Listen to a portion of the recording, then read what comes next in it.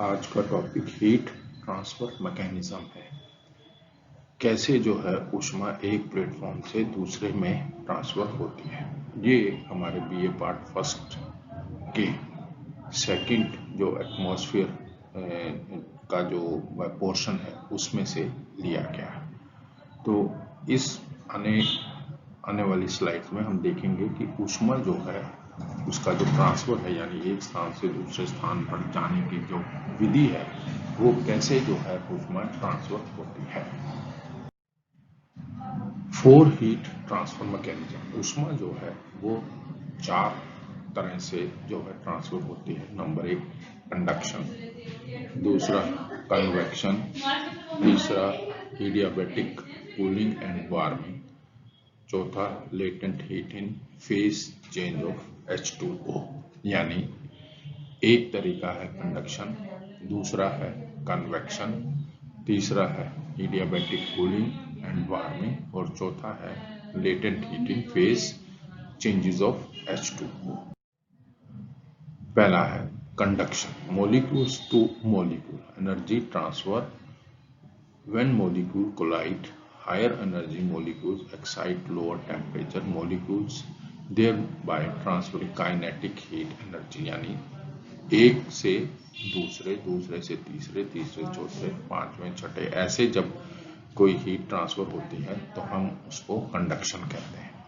जैसे आप ये एक पैन है, चाय बनाने वाला पतीला, इसमें जो पानी गर्म हो रहा है या जो उससे कर रहे हैं तो ये जो पोर्शन है, ये जो इसका डंडा है यानी जो इसका हैंडल है वहाँ ये जो गर्म होता है, तो इस तरह से वो जो हैंडल का गर्म होना कंडक्शन की विधि कहलाता है।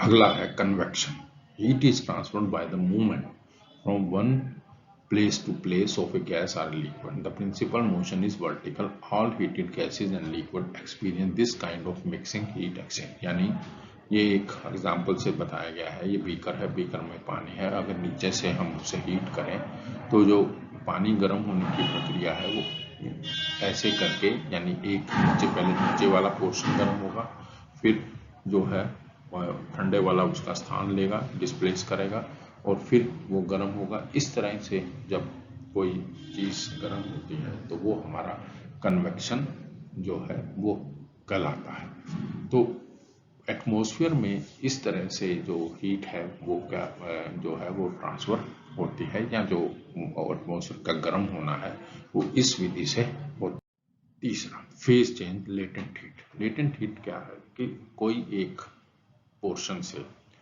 अगर डायरेक्ट कोई चीज बनती है तो वो उसके बीच में जो बनने की प्रक्रिया है, जो हीट का डिस्प्लेसमेंट है या जो एनर्जी निकलती है, हम उसको लेटेंट हीट कहते हैं। जैसे वाटर वेपर है, वाटर वेपर का अगर आइस में बदलना होता है, अगर शुरू तो पहले कंडेंसेशन हुआ, फिर फ्रीजिंग हुआ, सब्लिमेशन बीच की प्रक्रिया है। तो इस तरह से अगर कोई चीज रहती है तो वो लेटेंट हीट का प्रोसेस इसमें जिसमें फॉलो होता है। ऐसे ही ये इवेपोरेशन है, जहाँ आप यूं कह लो कि मेल्टिंग पहले है, आइस मेल्ट हुआ, इवेपोरेट हुआ, यानी मेल्टिंग के बाद उसमें इवेपोरेशन हुआ और बीच में जो प्रोसेस है सब्लिमेशन का उसने उसका स्थान लिया। तो वो पोर्शन जो है जहाँ से एनर्जी निकली है वो हमारी क्या कहलाती है, लेटेंट हीट कहती है। तो हम इसको नटशेल में कह सकते हैं कि वाटर वेपर का आइस में बदलना, तो उसके दौरान जो एनर्जी है वो रिलीज होगी। ऐसे ही इस आइस से वाटर वेपर में जो है बदलेगी तो उसमें एनर्जी जो है वो स्टोर होगी। अब adiabatic cooling and warming, when air rises it expands and cools as it pressure is decreased.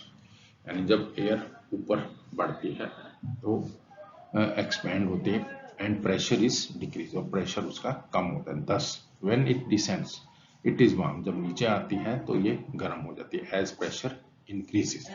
This change takes place without the addition or subtraction of energy from another sources। तो ये जो प्रक्रिया है किसी और energy को लिए बिना ये जो है एटमॉस्फेयर में घटनाक्रम होता है। Adiabatic cooling and warming. जो पिछली स्लाइड में हमने पढ़ा है उसी का यहाँ एग्जाम्पल दिया हुआ है। ये वाला जो प्रोसेस है एडियाबैटिक वार्मिंग का है और ये वाला जो प्रोसेस है इसमें एडियाबैटिक कूलिंग का प्रोसेस है।